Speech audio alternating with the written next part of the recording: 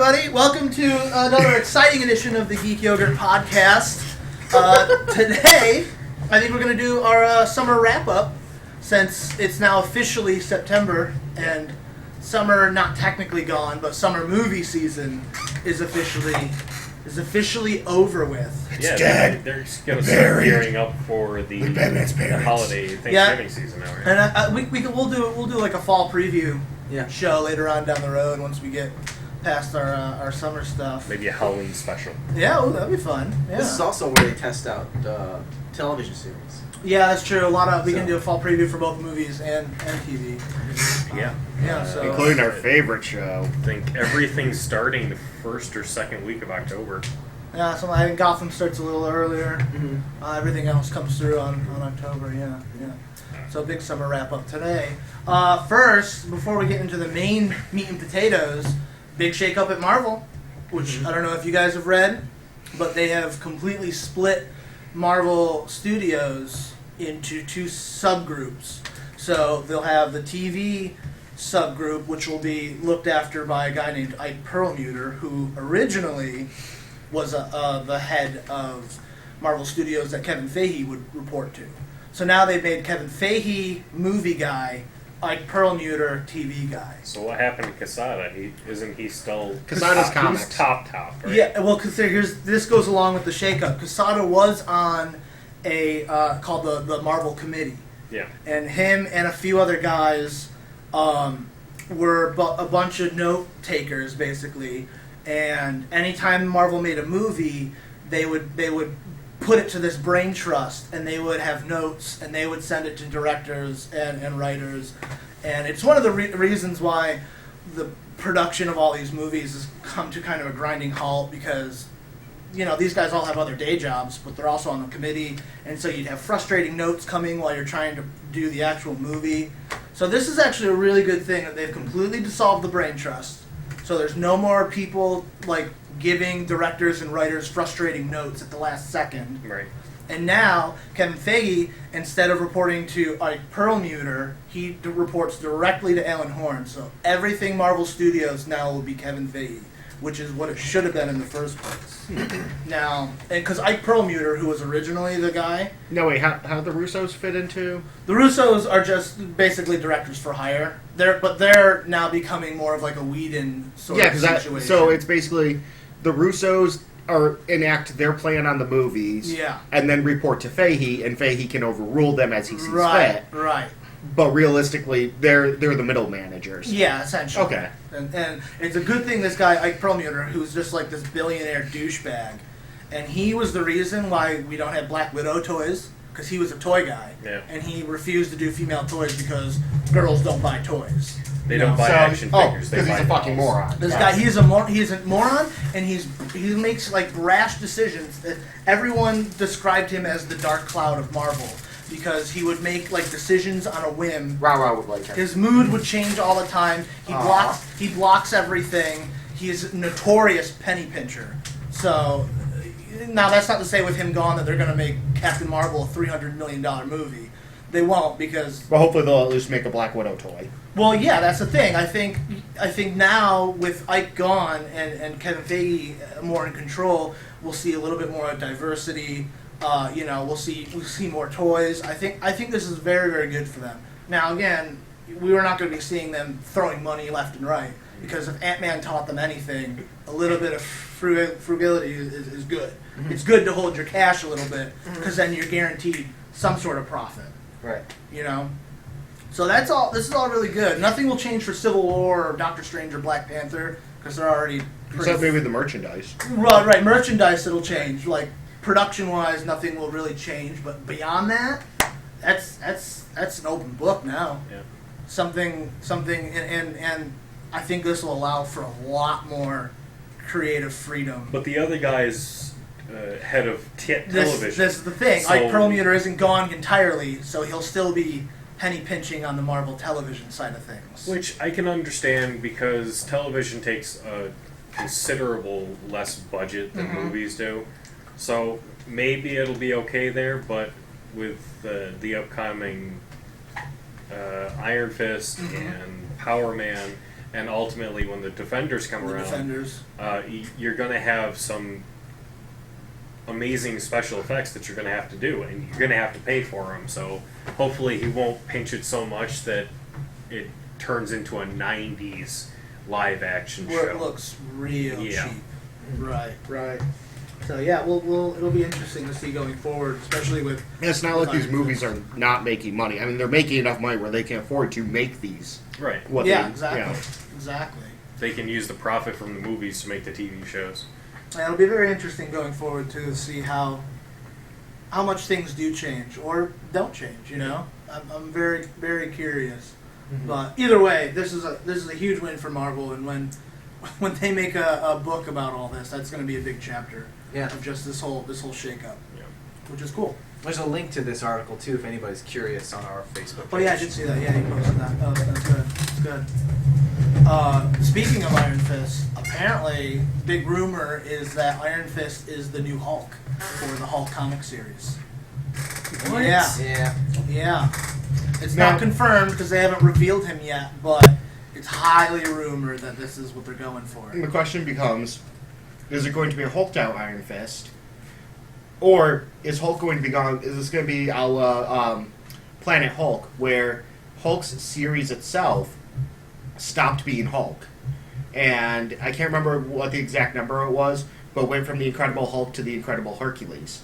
Okay. For a while. So it was just the guy Hercules, right? It was Hercules and Amadeus Cho. It was right after. It was what followed World War Hulk. That was it. It followed World War Hulk because the Hulk got imprisoned at the end. Yeah. He turned himself over, turned back into Banner, turned himself over to S.H.I.E.L.D. Yeah. And his comic actually switched over to the Incredible Hercules. Interesting. And then came back when Hulk came back. And then it was Hulk again. Well, the teaser image that I've seen is Hulk body, big green muscular guy, but his fist from his actual fist to his elbow is blacked out, and his face is blacked out. But you can see, you can see like it looks like a bandana, but it's not a bandana. It's the thing that Iron Fist wears. You can see that flowing in the background. So that mixed with the blacked out fist, it does have some plausibility to it. Him being Hulk. Whether that's a good thing or not, I don't know. I'm not a huge. Does Hulk that horror. negate the Iron Fist comic? I don't know. Or is there going to have an Iron Fist or Defenders or Heroes for Hire comic along with, or maybe they'll Is Iron Fist on the current title? That I don't know. I don't believe so. So maybe so that's even more plausible. He doesn't even have his own title. All the titles are kind of up in the air right now. Mm-hmm. Like by all technicalities, Thor does not have her own title. Captain Marvel does not technically have her own title. There is Carol in the Carol Corps, or Captain Marvel in the Carol Corps, I think it's called. Either way. Yeah. But yeah, until the end of until close to the end of Secret Wars, because the last couple issues of Secret Wars have been pushed back. So the new number ones will come out and spoil the end of Secret Wars before Secret Wars comes out. Who the hell decided that release schedule? Yep. Like that just seems so counterintuitive to telling long form stories like that. Mm-hmm. And then you come out with, I don't know. That's just very odd. Because it got delayed and they're not going to do anything to like shift stuff. Yeah. So everything's still coming out when it comes out. They also delayed Blade too, including the horrible. I really do not want to read the comic. The new Spider-Woman story arc where she's pregnant. That's just, it's so against her character. It's so against everything. And they're like, I have a question for you, Wade. I want to know how you feel about this. New information came out about Peter Parker and Spider-Man in Civil War, where he has mechanical web shooters now. Okay. Which is, some people love it, some people hate it. But Tony Stark makes them. Ooh. Yeah. Now, I understand, and I get this is a clean way for them to bring Parker into the fold, especially because he would clearly look up to somebody like Stark. Oh, yeah. But, like, this is what I told Ra the other day, it kind of takes autonomy away from Parker himself. And are they doing it because they don't want him too smart so he doesn't feel like an everyman anymore, or are they doing it? I don't know. It's a weird decision that has both sides make sense. If they play it off as Peter and Tony build them together, Mm-hmm. I'm going to be okay with that. Because I can see it being played off as Tony finds out Peter has powers somehow, and then brings him into the fold as like, all right, I don't want you just running around and getting hurt and stuff. Right. I can help And, you out. yeah, and Peter's like, okay, cool. Hey, I had this idea. Yeah. Yeah. Right. You know, I can design this web fluid, Mm-hmm. and I have an idea for a shooter, but I don't have the money to make them because there's like I'm a kid. 3 cents in my pocket. Yeah, you I'm know? 16 years old. And if you think about it, where is a 16-year-old going to get that kind of technology? Stark would be a good way to Yeah. incorporate Now, that, so. what I'm actually, now that I'm thinking about, what I'm a little more worried about is he still going to get his powers while at a field trip to Oscorp? Yeah, I don't know. Or how is it now they do going that. to be he's on a field trip to Stark Stark Industries, Industries. which, because that will take so much away from the Osborns. Yeah, I really don't know what they're. Are we going to get a full-fledged origin No, story? I don't think Well, I not, don't not know. in Getting an Civil origin War. story. Not in Civil War. No, not necessarily in Civil War, but they're introducing Spider-Man into Civil War. So there's no way they're not going to rehash really quickly and establish this character. Right. So I'm just curious how they do that without just doing what they do with Batman, where how can they establish this character without having to rehash an origin story? Because regardless of what we think, because we don't need an origin story, and regardless of what we think, as Right. most of the nation doesn't need an origin story, that's just how these things fucking work. Mhm. They will always reestablish, especially because we're now rebooting Spider-Man for the 3rd time within 10 years. So there's no way they're not going to reestablish this character for the MCU. Yes, but How they do it, though, I think they're going to do it quicker. Oh yeah, I think it'll be closer to- because this is still Captain America's movie. Oh, yeah. But, like I said, as far as that, like, they may do a quick line Mhm. nod when he has his own movie. Yeah. I'm sure they're going to rehash it, but To what if degree? they're smart, I think they're going to keep it more to like what was in the 94 Spider-Man animated series, where I think it was like episode 4 or 5 by the time they actually addressed it, and it was a quick flashback of, yeah, the one time I didn't do something with my spider powers to save somebody, and they do the quick flashback to the guy running, well, why should I help you? You know, you screwed me over, and then him finding Uncle Ben dead and all that, and it's like Right. 2 minutes. And that's all you really need. That's all you It need. reestablishes him in this world. Mhm. It's 2 minutes. You know what? I can sacrifice 2 minutes of my life. It's Especially not out of a 15 2-hour fucking movie. minutes of watching the Waynes get shot again. So, That's a huge double standard, Wave. We just said we're going to see the Spider-Man origin story again. We saw it once in Begins. We didn't see it after that again in the subsequent films. I mean, that was just a huge double standard you just threw in there. If we're going to see an origin, it should be fine for anybody else to see that origin, or for anybody else to have it. I think Like it's any also other the, character. I think it's also the number of times we've seen it though. Do you realize how much Batman stuff has been put out, and how much Batman stuff has had the death of the Waynes? Yeah. Even in like flashback form, there's Well, there hell, seems even the to be a Arkham panel games. there seems to be a panel of the Waynes being shot The broken pearls. almost in every new. I mean, rendition of a Batman. reference is fine, but Yeah. when it's like every single cartoon that's had it, the games have had them, the Arkham games, Yeah, that's when Arkham Asylum, Fear Gas. All- You have to all crawl the- through. Oh my God, my parents are dead again. Oh, there's Gordon helping me out. Fucking Gotham again.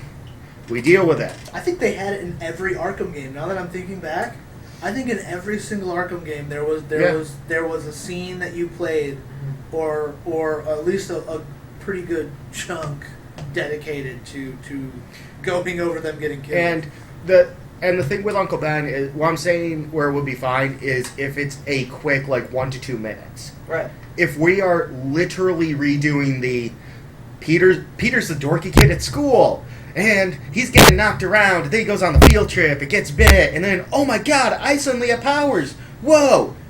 oh crap, I could get some money by wrestling. Oh yeah, I'm awesome. Oh no, the guy don't pay me. Okay, whatever, I'm gonna let the thief go. Oh god, he killed Uncle Ben! No! Especially at this point, we've had that in Sam Raimi's, we had that in Mark Webb's, and now we would have had it in the newer one. Yeah, that's what I'm saying, is if they condense it. It's just like, honestly, if in Batman v Superman, the entirety of the Wayne's Game Murdered origin stuff is just him standing in front of the grave, a quick flashback to the gun going off, his parents falling down, and little Bruce saying there, and then just back to him at the grave, and he walks away. That'd be perfect. I don't know how true it is, but I heard a rumor that we are going to be seeing the Waynes get murdered again, but it's done in Zack Snyder's typical opening montage sort of thing, which I'm okay with, because it's going to be quick. His opening montages aren't long, and they're done really cool. So his opening montages were something that I always loved. I don't think he had one in Man of Steel though, did he? A what? Like an opening sort of montage, but that was a completely different feel. That was definitely more of a Nolan movie than a Snyder movie. And that was a straight up, you had to do that kind of thing because there hadn't been a film since what, 90 something, maybe. When was Quest for Peace? Shit, I don't know. 87. That seems more right than my 90 reference. It's a while ago. Yeah. So they needed one for that, but I don't. And nobody wants to remember Quest for Peace anyway. Yeah. No one's gonna see. I don't think I do remember Quest for Peace. Spidey won't have an origin story for Civil War. That's not gonna happen. Well, no. But it's definitely gonna happen in his stand. Oh yeah. It's like you said, Sam. It's unavoidable. Right. I'm just hoping they have cash. But they're also there's definitely not going to be an origin quote unquote story for Parker, but I can't see them just all of a sudden he's on screen in Civil War and they're just like, oh yeah, that's Spider-Man. Like that just, I can see that. I can't. That's not how they make these things. They've never done that before. I can see it being sort of an extended button shoot where at the end of all this or something like that, or at some point in it, they get together. There's black and white photos of some kid crawling around. He has the hood costume on. Right. He has different incarnations, and they get together and they say, "We need this guy who's been around in New York doing this for 6 months, 8 months, whatever they say." Whatever time limit they put on it. Yeah. And then I can see that happening. Yeah. And then, but a total his standalone film, of course they're going to show Uncle Ben getting shot. Well, these are the things that make him, especially because they're reestablishing him in this completely different universe, and in hopefully a better way. Yeah. Amazing Spider-Man handled his Uncle Ben. It was so bad. But and there's also a difference between just showing the Uncle Ben stuff and him letting the thief go, and showing the entirety of the chunk of the. I'm the nerdy kid at school. I'm getting picked on. Oh, I'm going on a field trip. Oh, I'm getting spider powers. Yeah, cool. right. This is weird. I'm wrestling. That was 20 or 30 minutes of the Sam Raimi reboot. It was. The Sam Raimi one, yes. The Sam Raimi one. Yeah. Now, I don't think that'll happen for the new one. Yeah. Well, that's what I'm worried about, though, Right, because technically that's his origin, is that 30-minute chunk right there. Yeah. And it was fine in Sam Raimi's because we had never seen it live action before. Yeah, that was the first incarnation of. And the last time we had seen anything even close to it was '94 in the Spider-Man animated series. There was a '70s series that was live action. Of Spider-Man? Yeah. I'm not privy to that. Yeah. I'm not making a joke about that. It was actually kind of cool for what they did. Yeah. Well, there's also all the live action foreign movies with Spider-Man where he's a Power Ranger and shit. They're really but this was bad. supposed to be straight up an almost comic interpretation. He had a camera, and he had the jacket like he had in the 70s and 80s comics and stuff like that. He was the photographer running around, that kind of thing. Yeah. He had web shooters that he made himself, and they had the cartridges on them. And you didn't have to look up how batteries work. No, the effects were not great because it was television. Well, it's 70s. But it was kind of cool for what it was. I vaguely remember seeing photos of a live action Spider-Man. Yeah. And they're old. They look like they're from the 70s, so that must have been it. Yeah. Very interesting. Well, something to look forward to for sure.